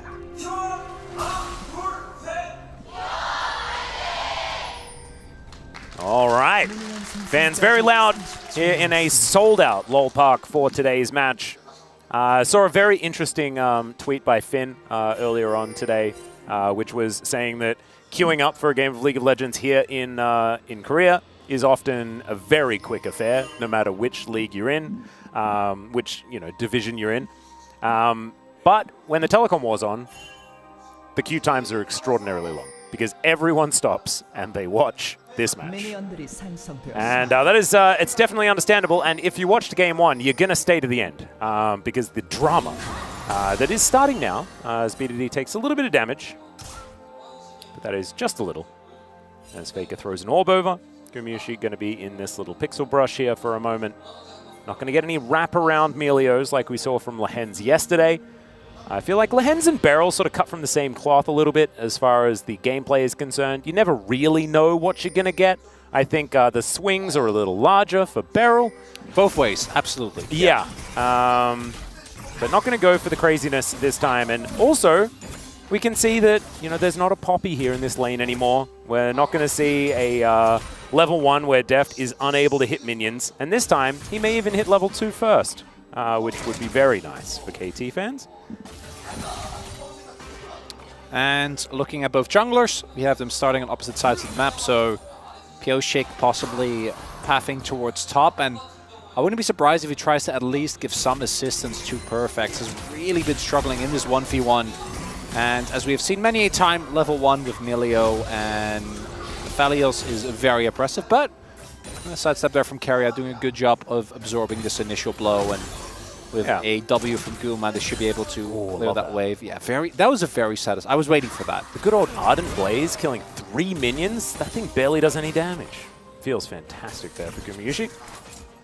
Taking a bit of extra poke damage and not having very much control of the lane doesn't feel as good. But, of course, trying to play for getting all of your buttons. Lucian certainly does benefit from that. Everything feeling very, very needed. As Deft pressing Q with Severum, feeling very, very nice. And they do manage to get the crash. As Pioshik just hoovering up his jungle. Very, very fast. Rel also not a slow jungler at all. But Xin Zhao is certainly capable of getting through there. So both of these junglers going to be finishing at about the same time. It's perfect. Let's have a bit of a check-in here. He's actually kind of doing fine at the moment in this matchup into the Aatrox. He's not getting dove level 2. Exactly. So that's He's a not big dead. Win. Yet. True. Yet.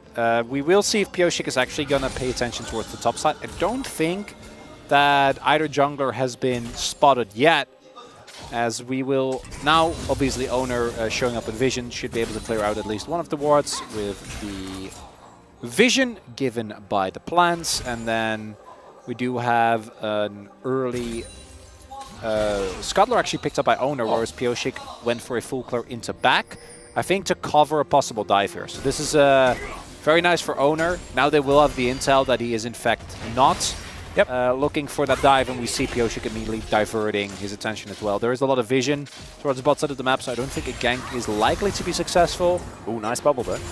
Getting his eye in. Keria looking pretty good there as Wind becomes lightning, and Owner taking a bit of damage here as the knockup should be coming through. There it is. Pioshik doing well, gets through the aftershock as now BDD and Faker also fighting, but another Wind becomes lightning, and there's the flash forward, and it's just a solo kill. All right.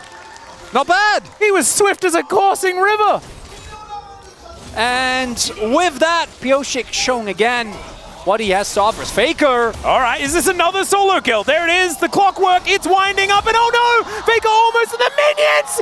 That's why you drink your potions, ladies and gentlemen. And, oh my goodness, it's game 1 all over again. Let's pretend game 2 didn't happen, because that was barely a game. And this one's certainly keeping us on our toes. Is Keria and Barrett, what is it, 1v1 central? We're just 1v1ing over and over again. The Tidecaller blessing Keria here, but he does get Mega Fire kicked. That is going to There's no flash stop that on one. Faker. And he's also extraordinarily low. There's no flash on Pioshik either, as the orb does come in. Pioshik just pushing him away. And remember, BDD is also extraordinarily low. Now a 2v2, as the information of Owner's position is not there. Faker kind of baiting for the moment. They might have a suspicion, though, with Faker still staying around. Wouldn't be surprised if they think Hex Flash is available, though. Yeah, and there it is. Pioshik does come on through as BDD. Back to his jungler, and now Faker's moved forward. Owner is taking the brunt of this damage for now, though. Dissonance value huge. Wind becomes lightning, does spot the gap between the two of them. As Owner with his aftershock not taking too much damage, but it is a stalemate in the end, and the intensity is once again fully ramped. Important sidestep there, well done by BDD and Pioshik. Able to absorb the pressure coming through. Yeah, Pioshik there, when he found Owner, he'd already backed, so he was sitting on double longsword. I think Owner really underestimating the damage that came through was... we're back to A-Ramp. Yeah, just an A-Ramp. Now there's a shockwave. Beryl somehow gets caught, but the fire kick is going to get Owner away. Pioshik now dashing forward. The bubble is going to connect, and Faker takes down the jungler. And now Beryl having to get out of there. He may have a campfire, but he doesn't have too much more, and he's still going to get knocked up. There's the ebbs and the flows, and Carrier locks down that one as well. He could have walked to his turret. Yeah, I would say, yeah. Right? Like, so this is really well done. You see as well, Faker is trying to move over, but BDD actually is able to stay close, and if Faker walks up too far, he will get killed by Pioshik instead. And Pioshik, really nicely done, just has a ton of damage this early in the game. And whereas Rel can win 2v2s, it's not going to be that. Faker was apparently 1 HP, like not a metaphorical 1 HP on that initial play between him and BDD, and then really good bubble from Carrier. And then here I'm like, yeah, Barrel, you just keep going. You were fine. You were okay. You were out. Well, oh, Barrel. As it stands, that is going to net T1, about a 1,000 gold lead. Not end of the world or anything for KT, but we see the game continuing down this path. We could, yeah, we could need some help, the two of us. It might just be a little bit too intense. Is Gumushi going to continue that? Barrel, oh my goodness, just culled. The bubble not going to connect. If that had him, he was most definitely dead. As once again, the battle ensues between the mid laners and the junglers over this control ward. Oh dear. Barrel looking for that back. It's not going to work out here as he almost just dies. And sometimes you get caught back, and they do manage to clear out the vision. So another attempt at going home. Is this a replay? Yeah, we're seeing more replays. As Pioshik going to get shockwaved once again. He dashes on top of Faker here, trying to keep himself up, but it does not work. And a Magnet Storm comes through. BDD a little bit late on that one as the bubble is going to get shifted out of the way of. Crash down to come forward. Does he have the Shattering Strike? The answer's no. Not going to opt in for it. They're just going to take their wins and move on back away. And T1 just taking incremental advantages in this game. And that looked to me like a really big miscommunication, because Pioshik going that aggressive when BDD has his ultimate does need to lead to them actually committing together. Yeah. If they do, then maybe at least they get a counter kill. And as mentioned, the 1v1, Xin is always going to win, just has too much sustained damage, and Rel doesn't really offer that much outside of CC. But if you're 2v2 and Faker gets to land a shockwave on Xin, especially without ult, as we saw there is plenty of opportunity. And oh, I was about to say, if he steals that away and denies the level 6, that would have been huge. Not going to be the case, but that mid-jungle 2v2, you'd really hope as a KT fan that it would go more the way of Pioshik and BDD, but instead Faker already getting very, very fed early on here. So he's now ahead by about 600 gold. You can see here on this bottom side as well, Gumushi Carrier doing a decent job getting that money together. They don't even have the double support items either. That is something that Deft and Barrel have already purchased. Just the Noon Quiver done here for Gumushi. And let's check it out one more time, as we'll see the moment where BDD could have potentially tried to shift on over, as maybe this is the opportunity. Maybe didn't have Conquering Sands for long enough, or something like that. Might have also been because they already had the knowledge that Carrier was roaming up, so an elongated play would have really worked out. But at that point, Pioshik, I think, didn't have flash nor ult, so would not have been able to get out. So maybe they were cutting their losses. We don't know about the comms. Yeah, could be the reason. But the big thing is that T1 got a big win out of that, and Faker didn't have to commit any summoner, so still has flash available, which does make it a lot harder for BDD and Pioshik to find a counterplay on this Orianna. Taken out. Oh, getting swept underneath his turret. BDD finding a good opportunity, gets the flash from the Orianna here. I don't think it's a kill. No, it's gone. It's a great play though. Yeah. Fix the issue. Beautiful. Big win. So Deft now under fire. There's the flash. Magnet Storm, Crash Down coming on through, but Owner not able to lock him down. Red-white guns are pretty good as the culling is blocked here. As Pioshik, right place, right time this time to save his bottom lane. Still, there's not a lot left available. Shockwave does find the air, as Faker now still looking for it onto BDD. Health bars very even, and this orb needs to be respected. BDD gonna have to go back. Does have teleport, as does Faker, as Deft here still has that Crescendum Severum combo. Moonlight Vigil comes down onto Carrier just to say, please leave me alone. And now, Owner coming back one more time. The bubble just barely misses, or maybe it landed. And Barrel had the ulti just in time, but we didn't even see the animation. That's how close the timings were. And Zeus getting over the wall. We haven't really checked in on that top side just yet. He is going for the lethality Aatrox that he very much likes, though. Perfect's improving. Hasn't Absolutely. been solo boloed. Hasn't lost the plate. And we say it jokingly, but honestly, that's as good as you can expect. Oh, 100%. When getting counterpicked in this scenario and given how the first 2 games played out. Looking at everything that's happened so far, though, there's still a pretty sizable lead for T1. They'll be able to get Dragon here as well. But as long as KT can get to a mid-game with this type of lead from T1, I think that that's about as much as you can ask for, especially with your early insurance plan of Xin Zhao not really working out so far. It doesn't solve the issue because there is still a Storm Razor's now done. We have Imperial Mandate for Keria. Faker almost gonna finish his item soon. Same for Zeus. There's a lot of mid-game power that you need to deal with. But I think KT's comp does have the power to, like, if a slight overextension comes through, might still be able to make a way through. And KT... not going to find it. BDD, good positioning defensively. Yeah, keeping safe. That's exactly, just absorb the pressure. And in the longer fights, I think that's where you have a shot, especially once Deft gets a little bit further ahead of the curve. They go for the double support item. That could be a difference maker. Well, Owner is going to take the tempo advantage and turn that into stealing away this red buff. That should be gained here as Beryl throws down a ward. And they're going to meet back towards this bottom side. No plates taken here for KT. T1 getting through quite a few of them. 1 in bot lane and 2 in mid. Bubble connects onto Beryl, but he's not too worried about it for the moment. And now Owner looking to try and make another attempt onto BDD. Good positioning from Pyoshik as Emperor's Divide misses. And now BDD's going to get punished for it. The Magna Storm's beautiful. The Shockwave's better. And there is the kill on the Azir. Pyoshik will find the knock-up onto Owner. They may not be able to get another one, but still feels like damage has been done. They've just given a kill to the 2 main players of this KT in game number 1 as Keria could be in trouble. Doesn't find the bubble.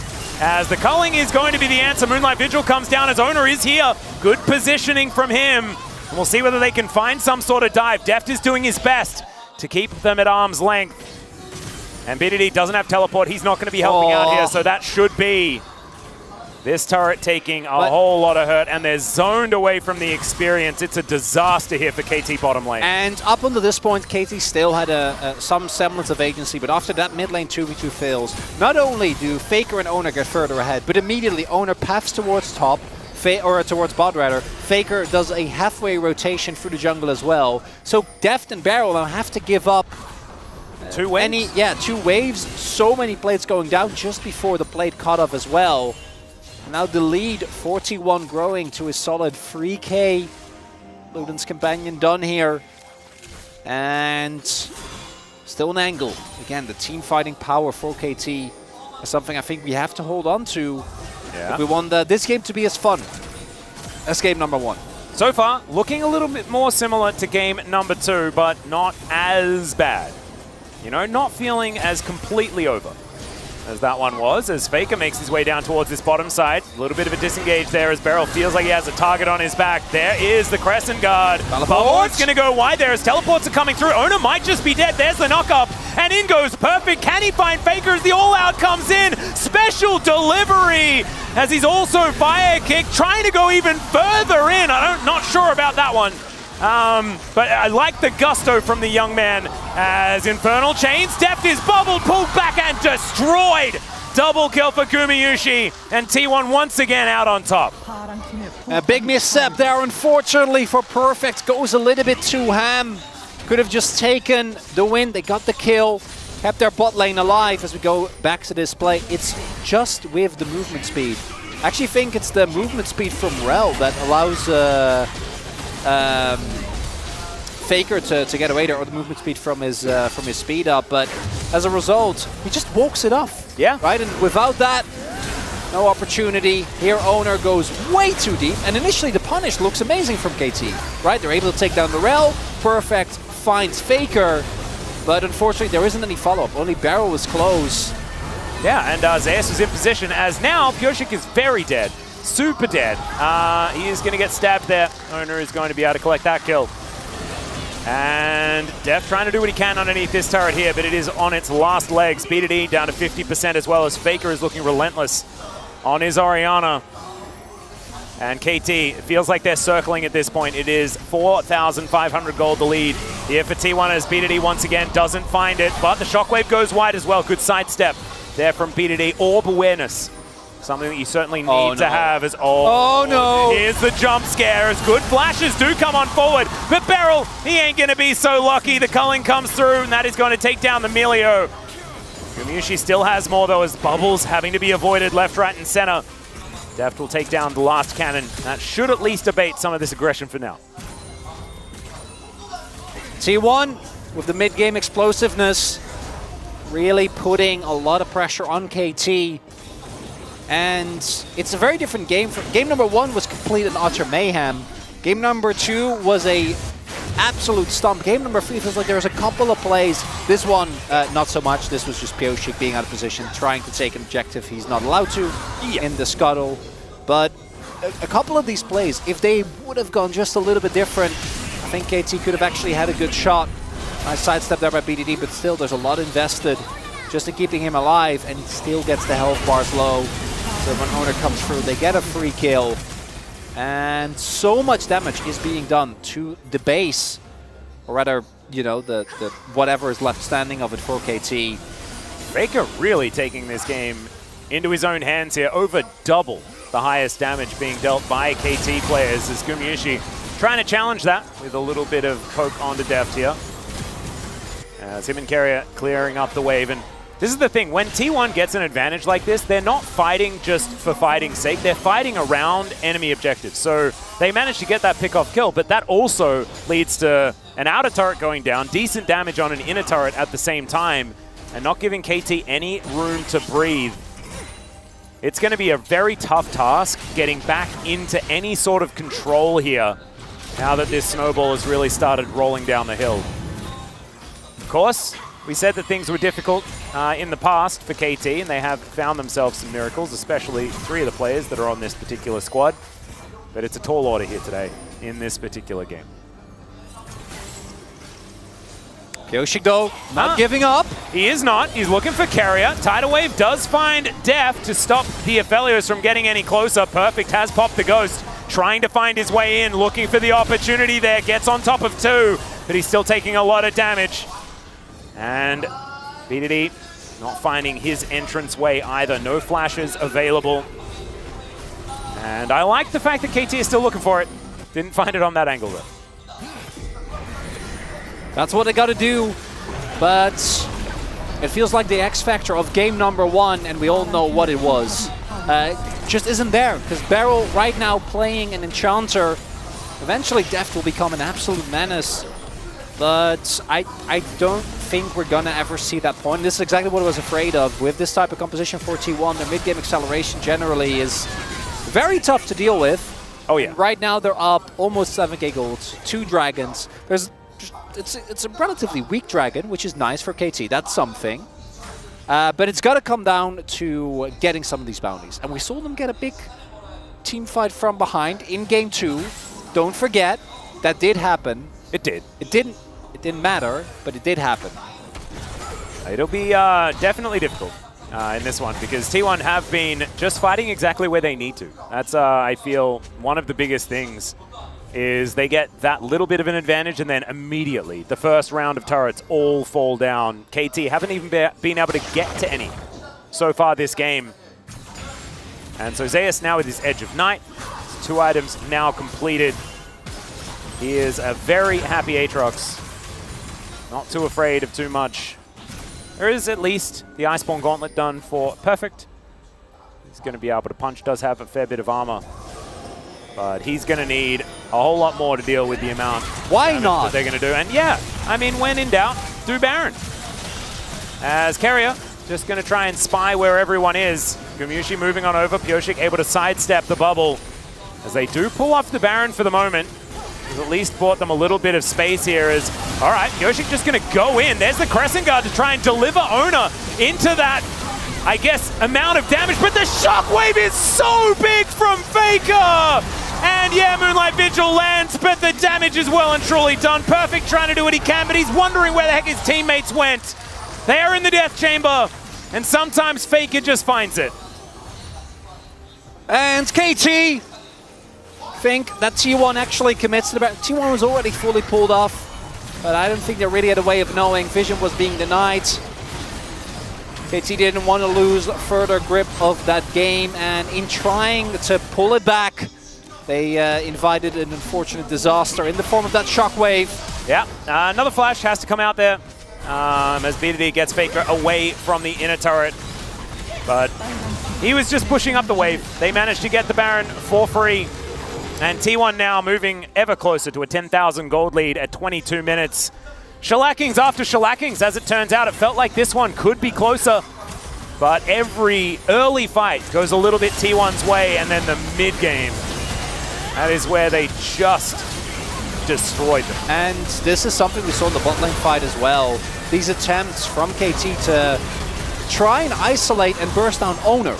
Of all the guys on T1, that's not the one you want, but at the same time, like I don't think there's anyone else that was mispositioning that you would be able to get a play on. And now Rebel Baron power play. It's only 1,300 so far, which that's as good as you get. It's almost 10k at 22 minutes. Atlas, yeah.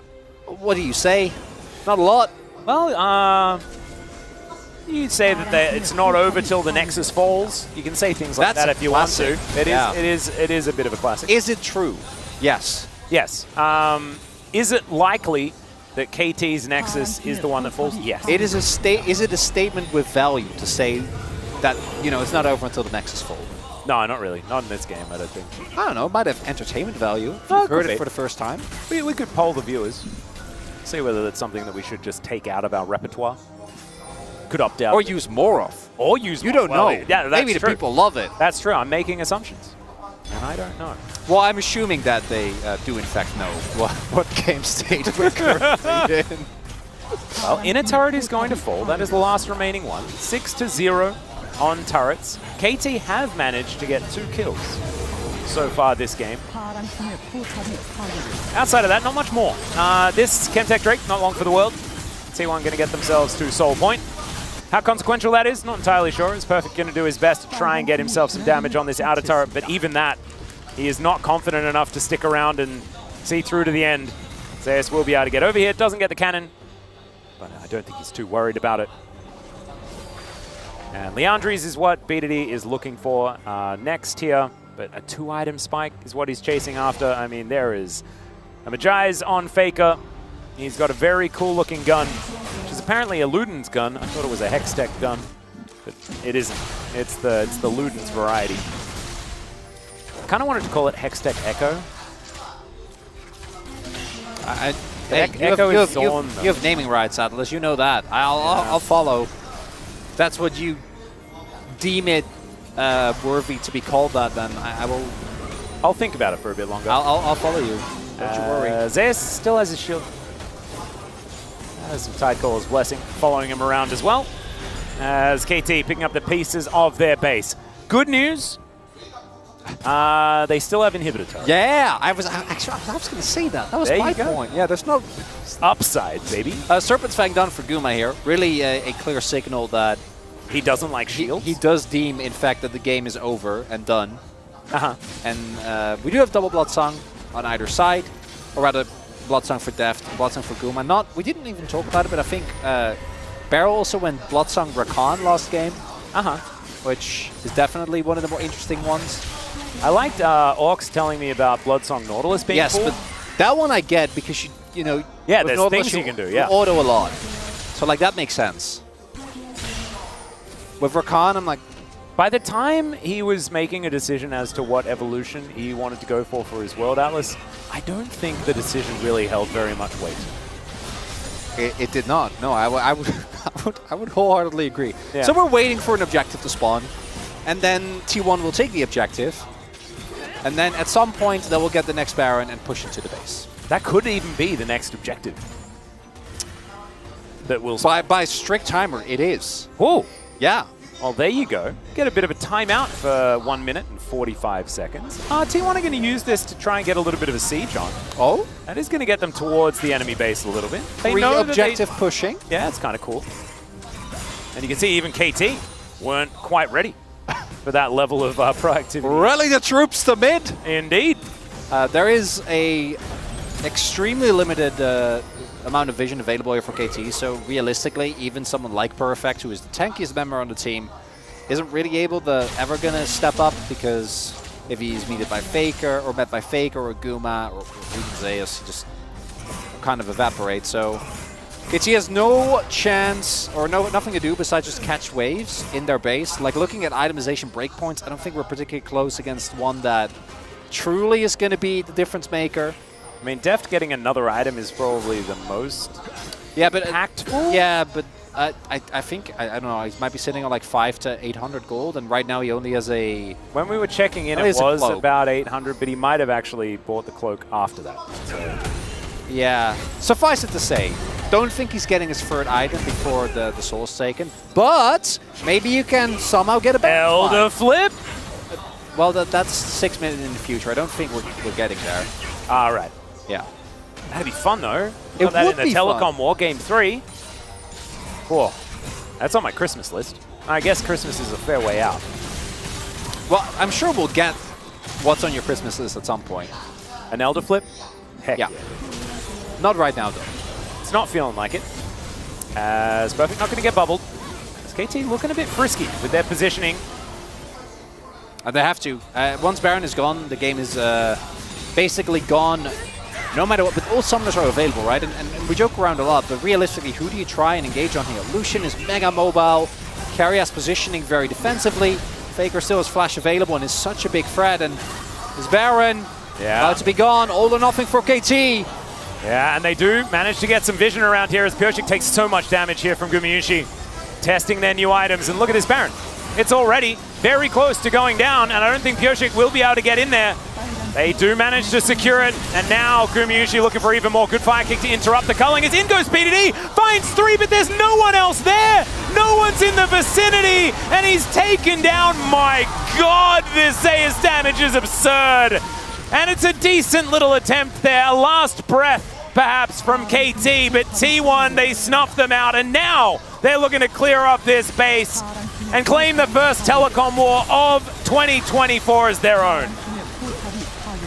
And it was a rough start for T1 in game number 1, getting taken down by KT. But game 2 and game 3, even though this one wasn't as fast, a completely different story. I think the emotional damage of this particular game was high.